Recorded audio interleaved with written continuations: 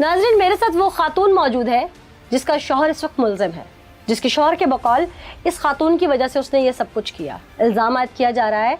उससे से बात करते हैं कि एक औरत इस सारे फसाद की जड़ बन गई, क्या ये बात सच है? और उसका शौहर इस वक्त सलाखों के पीछे है, उसका बेटा सलाखों के पीछे है। अगर इस बात में कोई सदाकत है तो उसकी ममता चीख के अपने गुनाह का एतराफ़ कर ले, वो बताए कि मेरे गुनाह ने इस नहज पे पहुंचा दिया है। सच क्या है उसी से जानते हैं। क्या नाम है बीबी? फरजाना। फरजाना। फरजाना, तुम्हारा शौहर और बेटा आज तुम्हारी वजह से सलाखों के पीछे है क्या? जी, वो अपनी गलती की वजह से सलाखों के पीछे, मेरी वजह से नहीं। अभी तो तुम जी कह रही थी इस बात पे। मैं गलती कर रही हूँ, मैं वो अपनी गलती की वजह से सलाखों के पीछे है, मेरी वजह से वो सलाखों के पीछे नहीं है। वो उस गुनाह की सजा भुगत रहे हैं जो उन लोगों ने खुद किया है। क्या गुनाह किया? गुनाह किया है, उस इंसान पे जुल्म किया है, सितम किया है, बेइंतहा किया है। जब जुल्म हो रहा था उस वक्त तुम क्यों नहीं भाग के बाहर गई? मैं बहुत गई, क्योंकि इधर बहुत मर्द मुझे पकड़ने वाले थे, मैं उसके पास जा नहीं सकी। बहुत मर्द कौन थे? मर्द बहुत थे। वो मेरा मियाँ और मेरा बेटा गैर मर्दों को लेकर आया था उस इंसान पे जुल्म करने के लिए। अच्छा, वो गैर मर्द कौन थे? वो गैर एक इंसान को मैं जानती हूँ, बाकी मैं नहीं किसी को जानती। कितने लोग थे घर में? देखा 6 लोग थे। अच्छा। एक मेरा बेटा था, एक मेरा मियाँ था, 5 लोग और थे जो अनजान थे। उसमें से मैं एक को जानती हूँ, बाकियों को मैं नहीं जानती। अच्छा। वो इंसान मेरी बेटी का पता करने आया था। एक इंसान। कौन तुम्हारी बेटी का पता करने आया था? जिसके ऊपर जुल्म हुआ है। नाम भी तो होगा ना उसका? इकराम। अच्छा। वो बेकसूर है। जो इल्जाम मेरे मियाँ ने लगाया है, मैं कुरान देने के लिए तैयार हूँ, वो इल्जाम झूठा है। तो तुम्हारे शौहर ने ये सब क्यों किया फिर? उसने इसलिए किया कि वो नहीं चाहता था कि वो आदमी मेरे घर पर आए। क्यों नहीं चाहता था? उसको तकलीफ होगी कि वो मेरी बेटी का पता करने क्यों आ गया है। क्यों? ऐसी क्या तकलीफ? जो मुझे इज्जत दे रहा था ना, वो उसको खटकती थी। वो मेरी इज्जत बर्दाश्त नहीं कर। तो अगर तुम्हारे शौहर को खटकती थी तुम मना कर देती? मैं जब घर कोई चल के मेहमान इयादत के लिए आए, तो इतनी दुख दर्द के लिए मेहमान तो वो समझ के आए, तो फिर उसको कैसे घर से निकाला जा सकता है? उसे प्यार से बैठ के समझा देती। समझाती थी। जब मेरे मियाँ ने इल्जाम लगाया तो वो इंसान कह रहा था कि मेरी वजह से तेरे ऊपर इल्जाम लगा, मैं इस इल्जाम को धोकर जाऊंगा, ऐसे बदनामी का दाग तेरे ऊपर छोड़ के नहीं जाऊंगा। फिर मेरे मियाँ का बयान ले ले, उसके पास कोई सबूत, कोई उसके पास ऐसा नहीं है कि जो वो मेरे खिलाफ कर सके। तुम्हारे बेटे के पास कोई ऐसा सबूत होगा? कोई कुछ नहीं है। मेरे मियाँ ने मेरे बेटे को वर्गलाया, मेरा बेटा उसकी बातों में आ गया। मैंने उसको कुरान के वास्ते दिए, कलमे के वास्ते दिए, मैंने रसूल के वास्ते दिए। उसने जब वो फैक्ट्री से घर आया, उसने मेरी एक बात नहीं सुनी। वो बाप की बातों में आके उसने उसके ऊपर जुल्म तशद्दुद। तुमने अभी कहा कि बहुत सारे लोग थे, कितने लोग थे घर में जो तशद्दुद करने आए थे? एक मेरा बेटा और एक मियाँ था, 5 लोग और आए थे उनके साथ। 5 लोग और? 5 लोग और आए। और तुम्हें गैर लोगों ने पकड़ा हुआ था? मुझे गैर लोगों ने। तुम्हारे शौहर और बेटे की गैरत उस वक्त गवारा नहीं करी? नहीं करती। अगर वो गैरतमंद होते तो आज ये इज्जत के ऊपर खुद दाग लगवाते। तुम्हारे शौहर और बेटे ने जो कुछ किया, आज तुम उनकी माफी तलाफी के लिए कहीं जाओगी? नहीं जाऊंगी, मर जाऊंगी उनके लिए, कुछ नहीं करूंगी।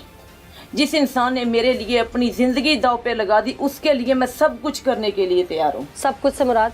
अपनी जान भी दे दूंगी। जान दे के भी अगर मैं उसका अदाला कर सकूँ तो मैं वो भी करने के लिए तैयार हूँ। बेटे और शोहर के लिए मैं कुछ नहीं करूंगी, क्योंकि आज वो मेरे कुछ नहीं लगते। तो क्या अलहदगी ले लोगी शोहर से? हाँ, ले लूंगी अलहदगी। मैं चाहती हूँ उससे अलहदगी लेना। अब उसके साथ नहीं रहना चाहती। ऐसे डफर के साथ मैंने बच्चों की वजह से जिंदगी गुजारी है। बच्चों के लिए मैंने अपनी जिंदगी कुर्बान की, बच्चों के लिए कुर्बानी देती आ रही हूँ। वरना अगर आप उसको देखें तो आप सोच नहीं सकती कि मैंने उसके साथ जिंदगी कैसे बसर की। क्यों, कोई ज़हनी मरीज है वो? सिर्फ अकल से पैदल है, ज़हनी मरीज नहीं है। एक ज़हनी मरीज होने का वो नाटक करता है, वरना हुआ उसको कुछ नहीं है। अच्छा। वो मेरे ऊपर इल्जाम लगाने के लिए, अपने मफाद के लिए वो कुछ भी कर सकता है। अच्छा, बीवी से इतनी नफरत क्यों? मैंने कहा ना कि वो अक्ल से पैदल है। उसने कभी भी आज तक कोई रीजन तो होगी ना, तुम पसंद की शादी नहीं हो उसकी, या तुम्हें पसंद नहीं करता? उसने मेरे साथ खुद कह के शादी करवाई है। मैं उसकी कजन हूँ, उसने कह के मेरे साथ शादी करवाई है। वो चाहता है कि उसके अलावा मैं किसी और से बात कभी भी ना करूँ। हर शौहर यही चाहता है। एक इसमें गलत क्या है? हर शोहर वो चाहता है कि उसको जब अपनी बीवी पे एतबार या भरोसा ना हो, अगर उसको मेरे ऊपर एतबार या भरोसा, ऐसे डफर के साथ मैं 23 साल जिंदगी कभी ना बसर करती। कभी कोशिश की उसे यकीन दिलवाने की? बहुत कोशिश की। नाज़रीन, ये मुल्ज़िमान की رشتہ دار یعنی کہ ملزم کی بیوی اور دوسرے ملزم کی ماں ہے. تمام تر فساد کی جڑ ملزمان اس عورت کو قرار دے رہے ہیں، جبکہ یہ عورت چیخ چیخ کے کہتی ہے کہ ایسا کچھ نہیں ہے. پولیس نے یقیناً انٹروگیٹ کیا ہوگا سارا معاملہ. حقائق کیا ہے ٹیم پکار آپ کے سامنے لائے گی. رانا نیک صاحب، یہ بتائیے گا کہ یہ سارا معاملہ درینہ دشمنی کا شاخسانہ لگتا ہے، آپ نے بھی انٹروگیٹ کیا ہوگا، حقائق کیا تھے؟ بسم اللہ الرحمن الرحیم.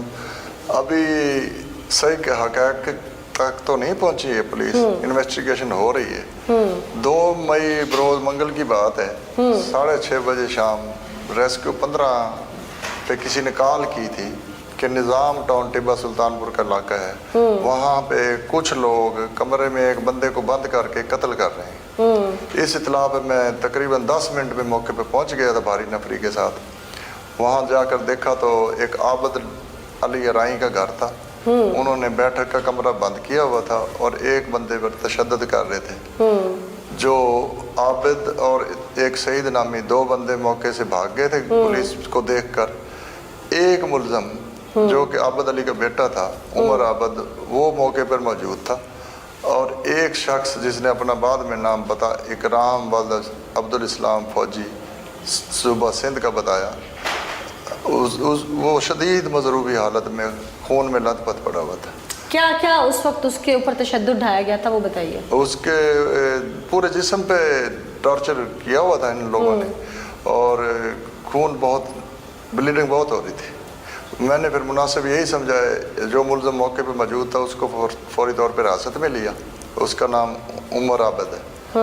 اور مضروب کو فوری طور پہ فرسٹ ایڈ دینے کے لیے، فرسٹ ایڈ جب مضروب کو دی گئی، ڈاکٹرز نے کیا بتایا کہ اس کے ساتھ کیا کیا ہوا ہے؟ ڈاکٹر صاحب نے یہی بتایا تھا کہ اس کے اوپر تشدد کافی ہوا ہے اور اس کے کچھ جو ہے نازک اعضاء بھی کاٹے گئے ہیں. ناظرین، پولیس ایک شخص کے اپنے دماغ کے فطور نے پورے آشیانہ کو آگ لگا دی.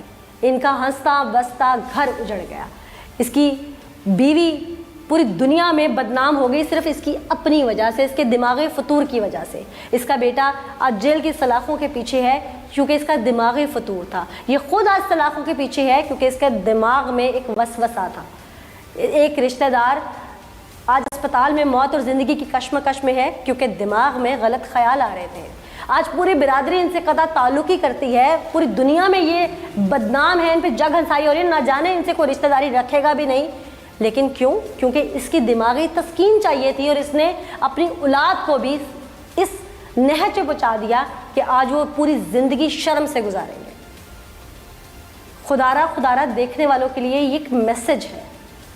اپنے ذاتی اناؤں اور جھگڑوں کی بھیٹ اپنی اولاد کو مت چڑھائیے، اپنے گھر کو تباہ مت کیجیے، اپنے آشیانے کو رول مت دیجیے.